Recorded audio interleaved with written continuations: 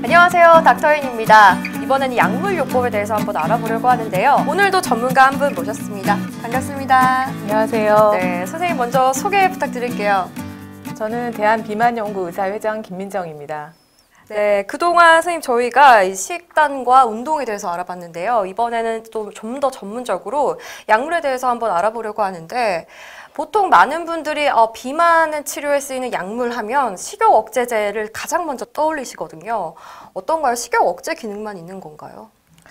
그런 건 아니고 이제 비만 치료에 어떻게 보면은 꽃이 약물 치료라고 볼 수 있을 것 같아요. 네. 대부분 환자들이 이제 집에서 식사요법이나 운동요법을 열심히 하시다가 이제 병원에 오시게 되는데 약물요법은 크게 한 4가지 정도로 대별해 볼 수 있을 것 같습니다. 첫째는 말씀하신 것처럼 식욕 억제하는 효과가 클 것 같고요. 네. 이제 두 번째는 먹었지만 지방을 30% 정도 흡수를 저해하는 어떤 그런 약이 있고, 세 번째는 위에 이제 포만감을 유도해가지고 약간 좀 덜 먹게 하는 그런 기전이 있고요. 네 번째는 말초에서 열 생산을 촉진해서 지방이 좀 타게 해주는 그런 기전의 약이 있습니다. 네, 그러면 일단 이 4가지 약물이 있다고 하셨는데 네. 효과가 어느 정도 좀 볼 수 있는 건가요?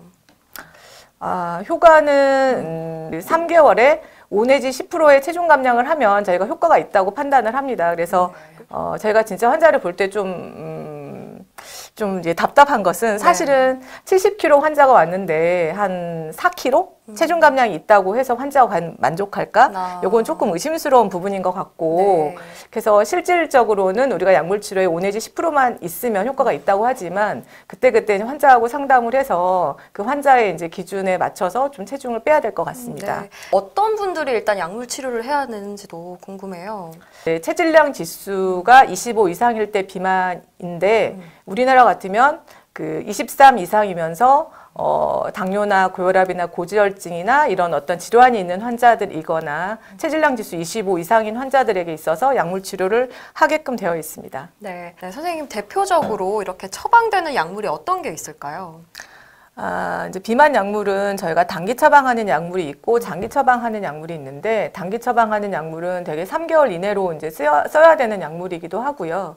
그게 이제 펜터민이나 펜디메티라진, 뭐 다이에틸프로피온이라든지 마진돌 이런 약물이 있고, 하지만 이런 약물들은 사실은 익숙하진 않으실 거예요. 이게 성분명이 있기 때문에. 그렇지만 이제 장기적으로 처방하는 약들은 최근에 이 FDA를 통과한 약들이라서 뭐 벨빅이라든지 컨트라브, 그리고 그 유명한 뭐 삭센다나 큐시미아 같은 약이 있겠고요. 과거부터 써왔던 제니칼이라고 하는 약이 있는데, 이런 약물들은 이제 3가지의 신경 전달 물질을 올리는 약들이에요. 그래서 비만을 해결하기 위해서는 우리가 이제 교감신경이라고 하는 노에피네프린을 올린다든지, 아니면 우리가 행복한 호르몬이라고 하죠. 그 세로토닌이라고 하는 행복한 호르몬을 좀 올려준다든지, 아니면 우리가 그 사랑할 때 나오는 호르몬이라고 하는 도파민이라고 하는 그런 신경 전달 물질을 올려주는 쪽으로, 그래서 노에피네프린, 세로토닌, 도파민을 올려주는 쪽으로 만들어주는 그런 약물이 대표적인 약물이라고 볼 수 있겠습니다. 네.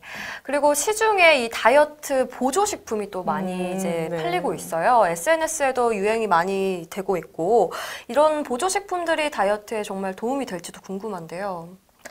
저도 그런 질문을 사실은 환자들한테 많이 이제 받는데요. 이제 그 중에서 일부 녹차 축출물이라든지 또 뭐 L-카르니틴이라든지 이런 물질들은 그 연구 결과가 있는 것도 있습니다만 또 일부는 좀 무분별하게 쓰인다는 그런 생각도 때로는 들어요. 그래서 제가 여기서 뭘 다 설명하기는 어렵지만 각 의사 선생님들과 정확한 상담 하에 약물과 그런 건강식품을 병용해서 쓰시는 것도 좋을 것 같고요. 또 한 가지 제가 강조하고 싶은 것은 이제 아까도 말씀을 드렸지만 이제 비만이라고 할 때 지방이 우리 몸에서 나가야지 살이 빠지는 거잖아요. 그러려면 몸 상태가 되게 좋아야 되는 거예요. 그래야지 우리 몸에서는 이 저장된 에너지를 몸 밖으로 내놓아도 내가 살 수 있겠구나, 이렇게 이제 몸을 좀 인지를 시켜줘야 되는데, 그러려면 그 여러 가지 비타민이나 야채나 이런 걸 많이 먹어야 되는데, 그런 걸 현대인들은 많이 못 먹기 때문에 그런 어떤 비타민이나 미네랄을 좀 보조제로 쓰는 거는 좋은 것 같다는 그런 생각은 듭니다. 약물 치료에 대해서 좀 많은 분들이 가장 걱정하는 게 일단 부작용인데요. 부작용은 어떤 게 있을까요? 부작용은 이제 가장 흔하게는 이제 잠이 안 온다거나 가슴이 벌렁거린다거나 또 입마름이 있다거나 하는 게 가장 흔한 부작용이고요. 약물에 따라서는 이제 울렁거림 같은 게 좀 호소할 수 있고 또 비만약을 먹게 되면 변비가 온다거나 이제 그렇게 되는데 그건 환자별로 이렇게 의사 선생님하고 상담을 해서 해결할 수 있는 문제라고 생각은 되고요.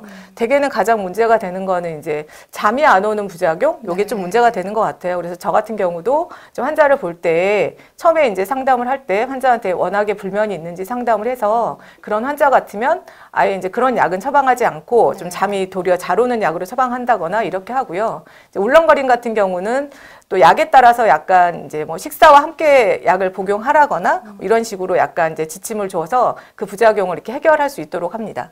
네, 약물 같은 경우는 일단 효과를 보기까지 좀 계속 복용을 하게 될 텐데 요요가 심하게 오진 않을까요? 만약에 약물을 중단했을 때. 비만이라고 하는 게 어떻게 보면 약간 이제 이건 우울한 이야기긴 한데 저희가 이제 체중 감량을 했는데 5년 있다가 이 사람이 과연 얼마나 유지했을까라고 하는 걸 봤을 때 5%만이 유지하고 있었다라고 하는 우울한 보고도 있어요. 그만큼 좀 우울한 거죠. 초기 감량도 중요하지만 저희 전문가들이 말하기는 이제 유지요법이 중요하다라고 꼭 말씀을 드리고 있습니다. 네. 마지막으로 이 유지요법 중요하다고 이제 기억을 하시겠지만 그래도 좀 난 자신 없어 이렇게 생각하는 분들도 계실 거고 약물 치료에 관심이 많지만 부작용 때문에 선뜻 도전하지 못하는 분들도 계시거든요. 보고 계신 분들에게 좀 당부 말씀 부탁드릴게요. 저는 이제 비만 치료를 지금 거의 한 20년 이상 오랫동안 해오고 있는데 비만 치료야말로 가장 중요한 맞춤 치료라고 하는 생각이 듭니다. 그래서 가장 중요한 것은 그 비만을 전문으로 하는 의사 선생님께 상담을 받고 아까 말씀드렸던 뭐 불면이 있다거나 변비가 있다거나 뭐 위장장애가 있다거나 여러 가지 상황이 있을 거예요. 그런 것들에 대해서 상담을 받고 자기한테 맞는 맞춤 약물을 복용을 한다면 별 문제 없이 진행할 수 있을 거라고 생각을 합니다. 약물 치료에 대해서도 좀 고민하시는 분들이 많으실 거예요. 내가 식단과 운동을 해봐도 좀 어렵다. 그러면 일단 전문가 상담 받으셔서 제대로 치료받는 게 좋을 것 같습니다. 오늘 말씀 고맙습니다. 감사합니다.